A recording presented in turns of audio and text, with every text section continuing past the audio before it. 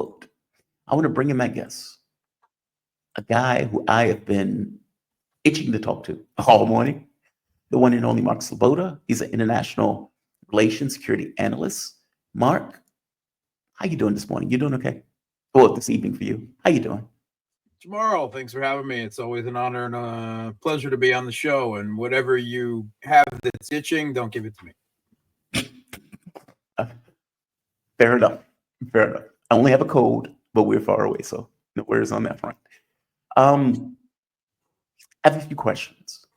The first one I want to start off is on what seems to be a Russian offensive in the Sumy region, but not just the Sumy region. It seems to be on a broad front across the front line, where they seem to be advancing. What's going on with this? Give us a take on what's taking place on the battlefield. And by the way, that's including a large, well, there were social media posts saying that there were explosions in Kiev. I'm assuming they were missiles and drones. And there was also this attack on Krevyi Rih that Russia is saying killed multiple mercenaries and multiple members of the Ukrainian staff. Yeah. Now, this was in a civilian area where they were apparently having some kind of meeting that apparently they destroyed the building with the Islander missile. What's going on in the battlefield? Give us context. Give us an understanding. Okay, so let's start chronologically at the first point that you mentioned there, which is the ballistic missile strike in Krevyi Rih. Krevyi Rih, it's in the Dnipropetrovsk region, so East Ukraine. It's actually Zelensky's hometown, by the way. That's where he's from. It's an industrial city. So according to the Russian reports, which seem generally credible, there was a meeting being held between Western military officers, instructors, potentially, special forces. Who knows, exactly. But Western military officers and Ukrainian military officers. And it was being held in a restaurant, and Russia had information, had intelligence about it, and hid it. And this was in a largely residential area, from the reports that I have seen, and that there was high collateral damage, right? So the Russian military report claims that there were upward of 80 dead, right? No specific count, how many were Western, how many were Kiev regime military officials. But there were also somewhere, the initial reports I saw were something like 16 that may have climbed to 20 civilian dead. And dozens injured. So it was a high cost, right?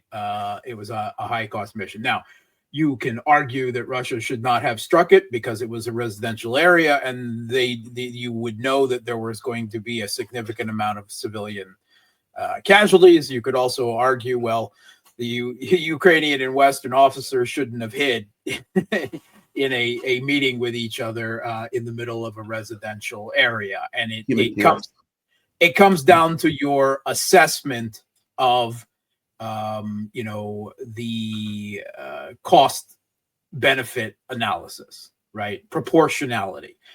Was it worth to take out these officers to kill that many civilians, right?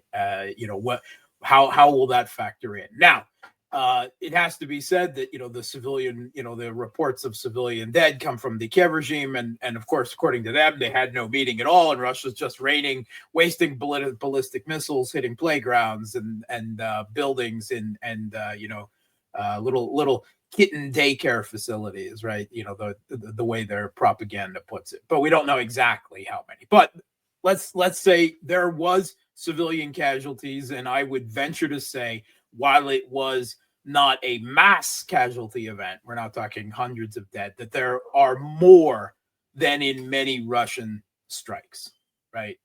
Because this was being held in a restaurant in a civilian area. And I would venture to say that it is a message to the West. If you send your people wherever you put them, we will kill them, and we will make it our priority to kill them. And reports, unconfirmed, that Russia was particularly vicious in this assault. In that they had reconnaissance and strike drones hovering over Krevyi Rih.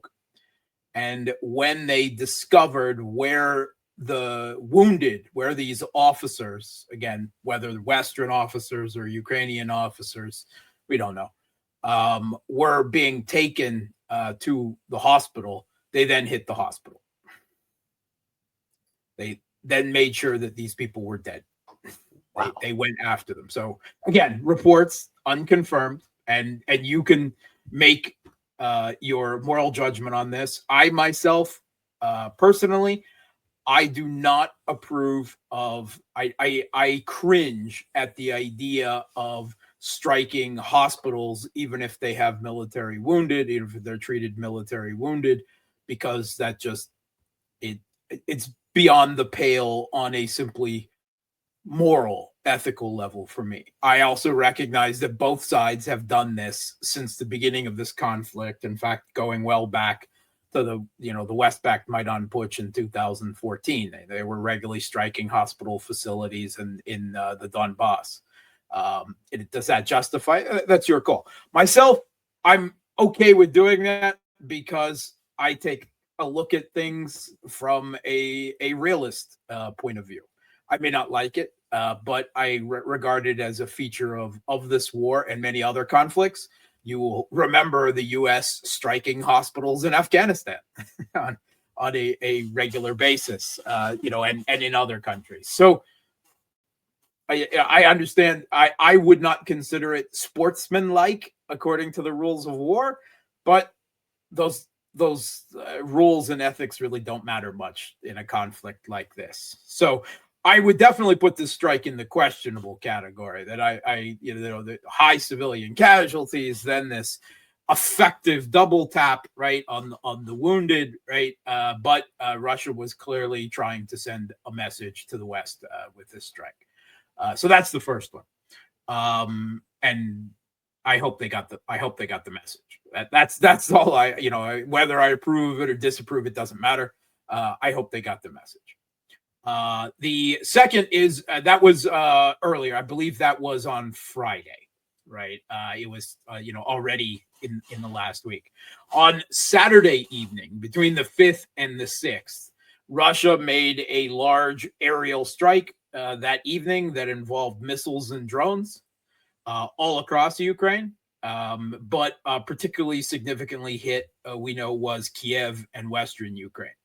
And the missiles involved wasn't a particularly high number of missiles as such strikes go. Russia seems to be saving up a large number of missiles, and because they've been relatively light on missile strikes in the last 2 months. I would venture that they're probably saving them up for a big offensive that will be happening in the end of April, early May, something like that. So it involved ballistic missiles, though. It involved cruise missiles, and it involved hypersonic missiles. And some of these were ground launched, some of these were air launched, and some of these were launched from the Black Sea. So sea launched. So, and it also included upwards of 100 drones. Strike drones, Garans for the most part. So we don't know exactly what was hit. We do know there were a number of strikes in Kiev, and we know there was a number of strikes in West Ukraine. We might get some type of assessment of that later, certainly not from the Kiev regime side, but we have seen enough videos to know that the Kiev regime's air defense was essentially non-existent. Right, we've seen enough videos coming out of Kiev and elsewhere.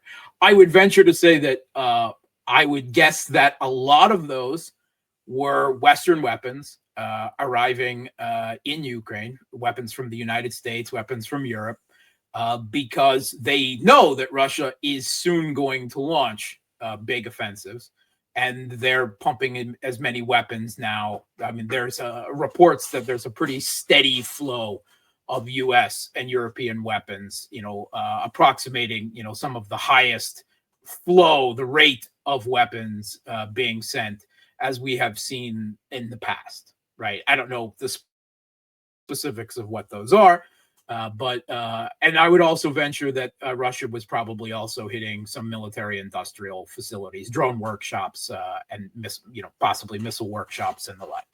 So, but we might get some more info on that later. But it was a significant, right? It wasn't one of the biggest strikes we've seen, because 30 some missiles is kind of on the small side. We've seen upwards of 100 missiles being launched, in a particularly big strike by Russia before. And once again, it leads me to believe that Russia is saving up their, not that they've run out. And notice no one is claiming that Russia's run out of missiles that I've seen this time around, right?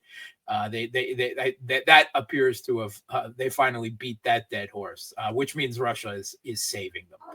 Because we haven't seen huge strikes. And it also has to be said that it appears, once again, that while Russia is making these strikes, it is abiding by the terms of this bullshit energy infrastructure ceasefire that Putin has arranged with Donald Trump. And I say arranged with Donald Trump because obviously the Kiev regime is not abiding by it all, because every day or every other day they're striking Russia's energy infrastructure and then claiming that the strikes on Russia, oh, that wasn't us. That's those crazy pro-Russians and Russians killing themselves again and striking their own stuff. Just like they said about the Crimean Bridge and Nord Stream and the assassinations of militia leaders and politicians and officials in the Donbass for years, and so on and so forth. That's their constant refrain. And the Western mainstream media, dutiful war propaganda stenographers are that they are, just repeats that without any question, without any criticality or concern, no matter how many times later in the past they've been exposed in that lie. It doesn't make any difference, right? So the third thing that you mentioned is a Russian offensive launched in Sumy. No. All right, at least not in what you mean by a big offensive. The big offensive has not started yet. This is still Russia, what they call improving their positions, which they do everywhere, all across the contact line, all the time, right? Now, they are expanding into the Sumy region, right? So they've driven nearly all of the Kiev regime troops out of the Kursk region so far. There may be some fields and tree lines and half of a hamlet that's still held by them. But Russia controls more in the Sumy region now than the other way around, right? That's clear. And Russia is advancing and took another village in the Sumy region, which in and of itself is not strategic, but it's Russia is creating, under Putin's orders, a buffer zone, right, to drive the Kiev regime back and to provide a degree of protection for the Russian border. And there's every likelihood that creation of a buffer zone could turn on we're going to take Sumy now and hold a referendum in Sumy region as well, right? That is a possibility, right, down the line. We'll see. And a lot of it depends on how many reinforcements the Kiev regime puts there. So Russia is, shall we say, pushing hard on several areas in the Sumy region, also in the south, in the Zaporozhye region, in the direction of Orehov, also in southern Kharkov across the Oskol River, right? Russia's vastly expanding their bridgehead, right, across the Oskol. It's more like a front itself at this point. And Russia is continuing to advance. There's still very intense fighting going on south of Pokrovsk. Russia is applying the same strategy to the two in the Donetsk region, right? What is left in the Donetsk region is, in the south is the Pokrovsk, which was once this logistics hub, right? It's no longer a logistics hub. because Russia has advanced that far that it's already no longer serving that purpose. Now all the logistics are trying to keep Pokrovsk alive. But Russia is applying the strangulation effect. They're cutting off supply lines right into Pokrovsk, putting them under either physical or artillery and drone control. And the Kiev regime forces have been launching significant counterattacks, throwing reinforcements after reinforcements into the area south of Pokrovsk. And, there's very intense fighting there, and villages have gone back and forth in the past 2 or 3 weeks. And it will continue to be very intense fighting there. But ultimately, the question is, yes, the Kiev regime bought time, but was the time that they bought worth the cost that they are paying for it? That's the question. And I don't know specifically, but I would doubt very much that it's probably true. It's probably, these decisions are probably being made for political reasons. Similarly, the Kiev regime made significant counterattacks in the last month or two in the Toretsk area as well. Russia took Toretsk, and then the Kiev regime launched a significant counterattack, raids back into Toretsk. And Russia is now only finished driving them back out again. The same thing in Chasiv Yar. So they're keeping those fronts alive, right, through counter. They've effectively been driven out, and then they're counterattacking. But there's an ebb and flow to a battle like this, right? That's what happens. There is very intense fighting. The weight of time and inevitability is on the Russian side.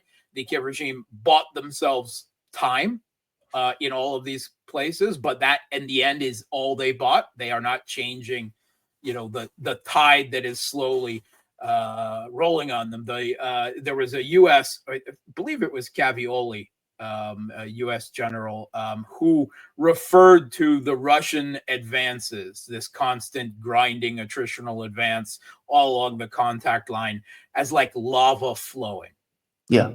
Yeah, which I think is as good a way of thinking about it as everyone, right? You can probably, in most cases, outrun a lava flow, right? Unless it's initially in the beginning, you're too close, of course. But it is inevitable in the long term. So that is what they're facing there. But what's left in Donetsk is in the south, that's Pokrovsk. In the north, there is a very difficult stronghold called Seversk, and it is in the north, and Sever means north. So it's like the northern point of the Donbass. And Russia has been trying to take Seversk for essentially 2 years now, maybe more than that. And they've had a really difficult time because of the tough geography, the hills surrounding Seversk to the west and to the south. It's very difficult. And the Kiev regime has built very significant fortifications there. And probably Russia has not made it a huge priority at this point. And they've adopted the strategy in both Pokrovsk and Seversk of strangulation, right? They're slowly flowing around it and cutting off all the supply lines and either forcing a withdrawal or, a starvation siege and then a siege. But that's what's adopting there. And other than Pokrovsk and Seversk in the north and south of the Donetsk region, then there's this last defensive line, the Slavyansk, Kramatorsk, Konstantinovka line. And all of these attacks in Toretsk and Chasiv Yar ultimately are trying to buy time before Russia moves in a major way on the Konstantinovka attack, right? Which they're starting to do so now, right? And again, they've bought a month or two, to be fair. Again, but what cost did they pay for it? Would those troops have been better used in defensive positions rather than in counterattacks, right? That's something that is beyond our ability to really tell. But that's what's going on. So in Zaporozhye, in the Donbass, the battle rages. In southern Kharkov, across the Oskol River. And it must be said the Kiev regime is still trying to break into the Russian border area in the Belgorod region. because of Zelensky's apparent obsession with having a few square kilometers of Russian land for negotiations, and they're making this absolutely strategically senseless attacks on two hamlets on the border of the Belgorod region, from Sumy to Belgorod, Popovka and Demidovka. And at one point, they controlled a certain portion of both of these villages. They surged forward, and then they've been driven back, and maybe they still control a few buildings in Demidovka and some tree lines and fields, but that's about it. And again, they're wasting rather significant numbers of troops there. It appears senseless for any real reason. 6,000 troops tied up there. All right. That is the scape, but we are going to see larger offensives, right? They haven't not happened yet, though, right? We're not seeing that yet, right? The Kiev regime has warned that Russia has some 150,000 troops, some 15 divisions, right? That they have trained up, that have been training up for 6 months to a year or more, that are fully equipped and are going to be used, but have not been put into the battle yet. And they could be put into the south, they could be put into the north, they could be put into the center and the Donbass. They could be split up and sent into several different locations. A lot of the final decision on the Russian side will ultimately, where can they exploit the best? Where does the Kiev regime send reinforcements, and where don't they? Right? They will try to make that decision at the last moment, because that's in an era of 24/7 satellite and drone reconnaissance. You keep your forces fluid and mobile, and you flow to where resistance is least, or where you can best exploit a situation. So Russia probably has several plans for offensives, and some of them will be used and some of them will not, depending on what things look like on the battlefield right at the moment when they're to begin.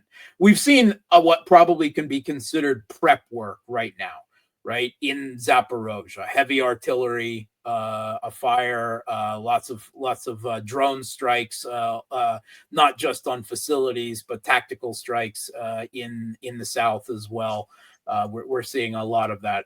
So you could say we are in the preparatory stage, but we haven't seen the big offensives yet. And that's part of the reason for that is the ground's still pretty awful.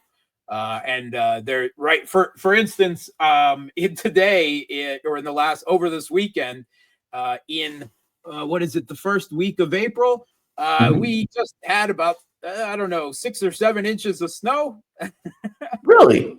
Yeah, it just dropped just below zero over the weekend, and the whole week it will be snowing. It'll be slightly positive during the day and below freezing at night, and it's a mess. In Ukraine, it's a bit warmer, but they're still getting plenty of rain, and it's Rasputitsa. It's the mud season, right? Whether it's falling as snow and melting, sometimes within hours, or whether it's falling as rain, that depends on the day.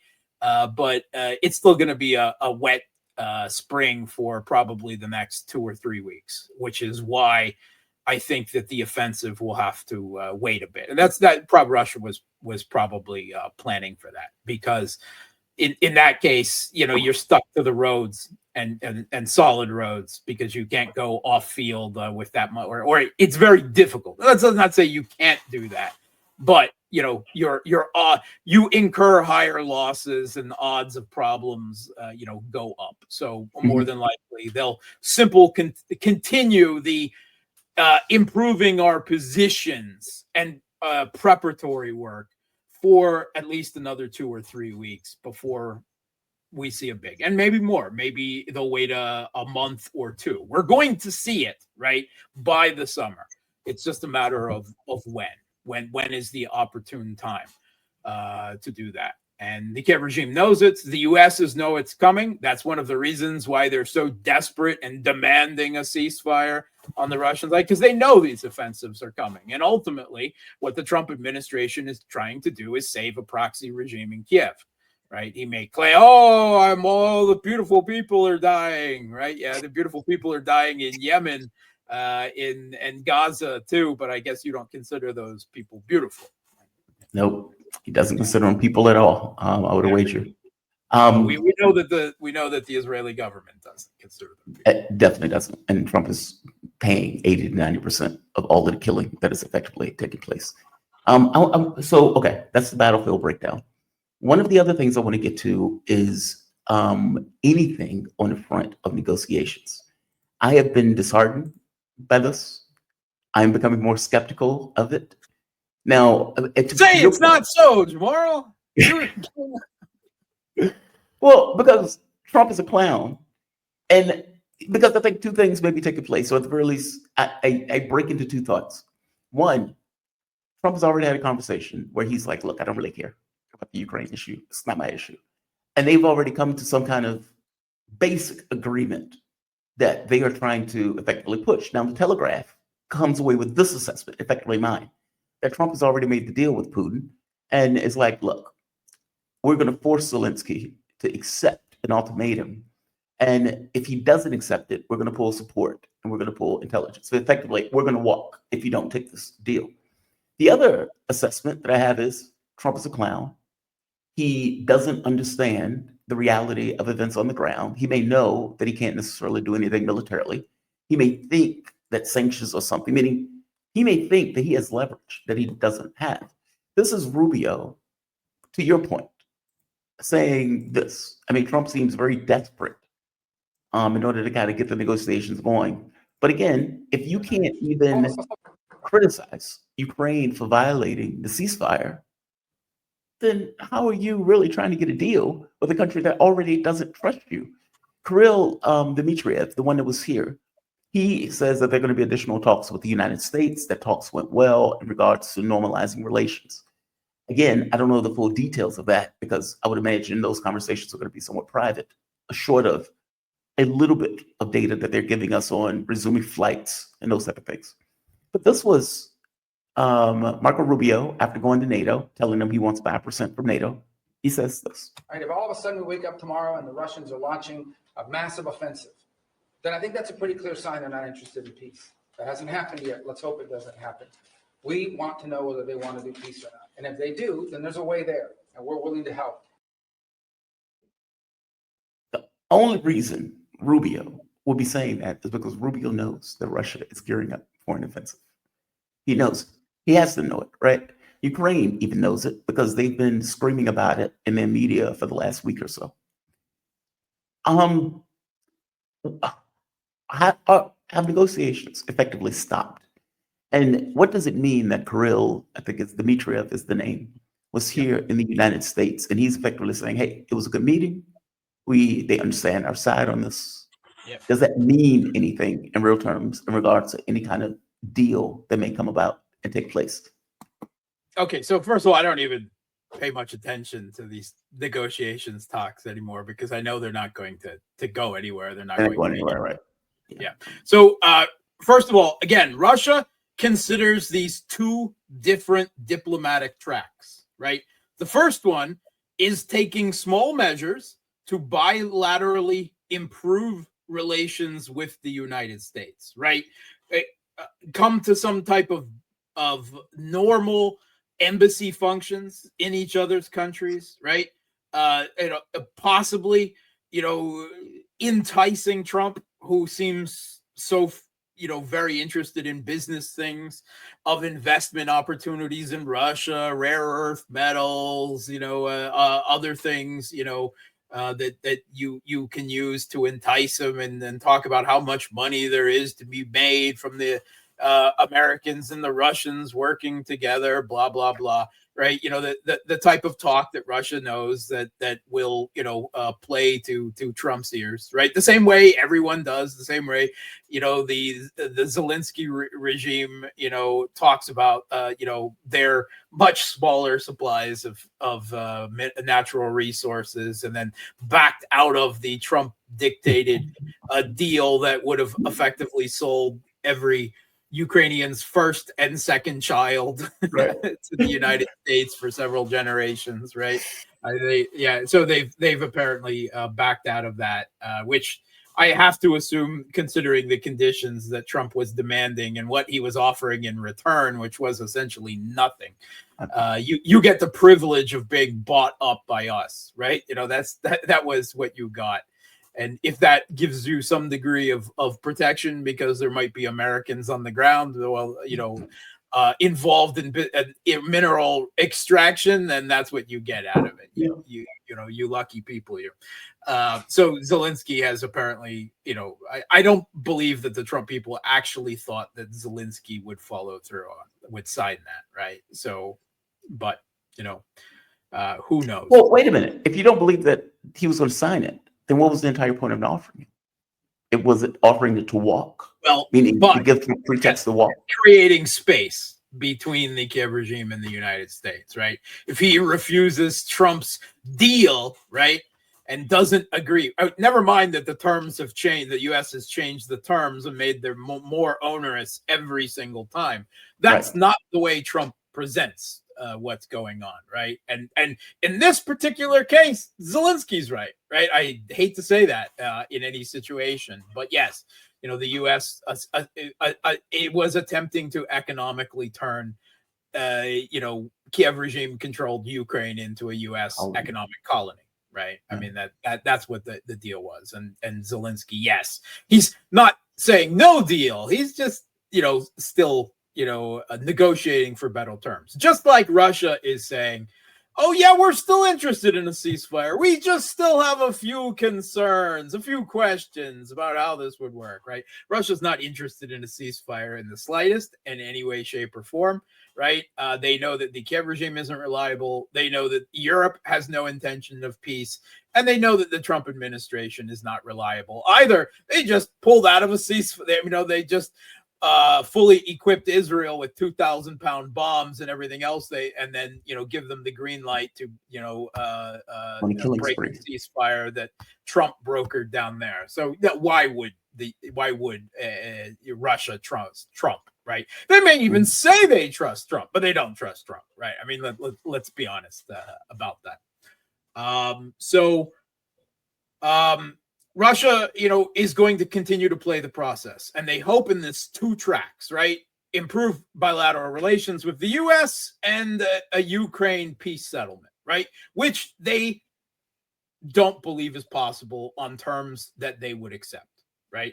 The U.S. wants a settlement, but on terms that the U.S. would accept, right? And those are still two very far apart, because while Trump has nothing but contempt for Zelensky and doesn't care much for Ukraine, and he has nothing but hatred and contempt for most of the EU political leaders and elite, he's still the U.S. president, right? And most of his cabinet are neocons, right? That has to be remembered all the time. And Politico put out at the end of last week that his own people were telling to Trump, don't you dare talk to Putin in a phone call again until he agrees to a complete ceasefire, right? Yep. I mean, so obviously there's division within the Trump administration. They don't have a plan. They're still in the phase of coming or refusing to accept the actual position on the battlefield, right? I mean, obviously they have recognized more of it than the Biden administration did, but they're still not at the point where they could admit that they lost this war, right? That they were effectively directly involved in against Russia in Ukraine. There's Trump as the U.S. president is trying to not lose this war such that the U.S. is seen as losing it. And trying to preserve some type of U.S. proxy. I'm sure he would like Zelensky gone and replaced with someone else, but he doesn't want Kiev to come under Russian control. And, Russia would prefer not to have to take Kiev and Western Ukraine under Russian control. But ultimately, I think they have come to or are coming to the realization that there's not going to be any peace with Europe. Ultimately, in the long term, there's not going to be any peace with the United States, whether that's with Trump or whoever replaces him in a few years. They're just not going to get a diplomatic settlement that will guarantee Russian borders and safety in the West. Whatever they take, ultimately the West will try to take back, or will continue a state of, Cold War tensions and troops buildups and everything else in a frozen conflict at the best case scenario, right? So Russia's just going to continue. They're going to mouth the polite words. They're going to make the diplomatic motions. They're going to try to exploit this opportunity to improve bilateral relations to whatever degree with the U.S., even if they can't come to a diplomatic settlement that both sides can agree to on Ukraine. And Russia will just do what they're doing and continue on the ground, right? And make the correct. I mean, we saw a report from Washington Post last week lamenting that the Russian diplomats in these negotiations are running circles around both the Trump administration and the Kiev regime, because Russia has very good, well-trained, well-prepared diplomats, right? If you take a look even at the matchup, right, which it was intended to be equivalent, Mark Rubio, Secretary of State, and Sergei Lavrov. Okay, Sergei Lavrov is a decades-long political diplomat, the greatest diplomat of this age, and probably several others as well, right? At the peak of his powers, right, diplomatic powers in the last few years. And Mark Rubio is a politician, right? He's a Florida, Miami Cuban politician, right? He is not a career diplomat. He is not career, right? So yes, he was a senator, but it does not make him a diplomat, right? Right. It does not make him a foreign policy professional. Likewise, you had Mike Waltz and Yuri Ushakov, right? Russia, Putin's foreign policy advisor. Yeah, not in the same league. And then the last one, you have Steve Witkoff and Kirill Dmitriev, right? And this is intended to be, the kind of, it's an open kind of backdoor contacts. Steve Witkoff has no diplomatic training whatsoever. No formal international relations, foreign policy education. He's a New York real estate developer whom his primary qualities is that he's 100% politically loyal to Trump, which is why Trump is using him. He doesn't trust his own blob. He doesn't trust anyone in the foreign policy establishment, the diplomatic corps, and the State Department. He doesn't trust anyone, right? So he's got poor Witkoff. I mean, he's shuttling from the Middle East to Russia, everything, right? As a non-official U.S. official, right? I mean, he doesn't have a specific job. He's not been approved by Congress. He's an envoy extraordinaire. And Kirill Dmitriev is intended to be equivalent, right? He's an interesting guy. He is the head of Russia's direct investment fund, which is actually, not a government official either. It's a civilian body. It's not quite American Chamber of Commerce, but that's not completely, something along those lines.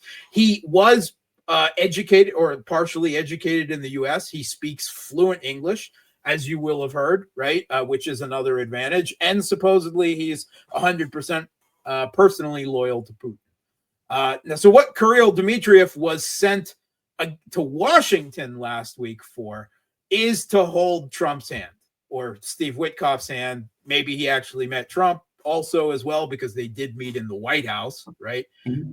But the Trump administration is starting to make noise. They've actually quietly enacted a few new sanctions against Russia that have skipped by most of the headlines, not major ones, right? But a few more Russian entities, a few more Russian ships, right? Have fallen under U.S. sanctions. So obviously, Trump is sending signals, right? That he could send more sanctions, and Russia's like, go ahead, do your worst.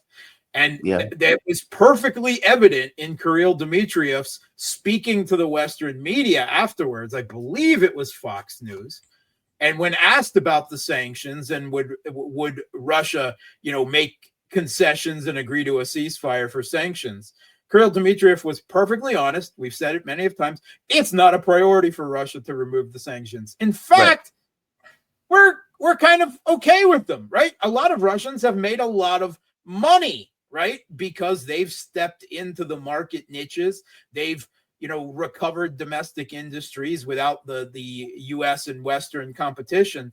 And there will be plenty of people in Russia, plenty of businessmen, plenty of industries that saying, no, don't get these sanctions removed. Keep them for a while, keep them forever, right? And he was perfectly fine about that. The Russian economy grew 4% last year. That's faster than the US. It's faster than the EU, Europe, despite this existential economic war of sanctions, which not to say is that the economy is 100% perfect. Yeah, inflation has been a bit too high. They're starting to get that under control. They're actually trying to slow the economy down, right? The Russian economy down, make sure it doesn't overheat. It's not 100% perfect, but considering what it has been inflicted with the entirety of the US built neoliberal financial architecture, which by the way Trump is now abandoning 100%. Screw it.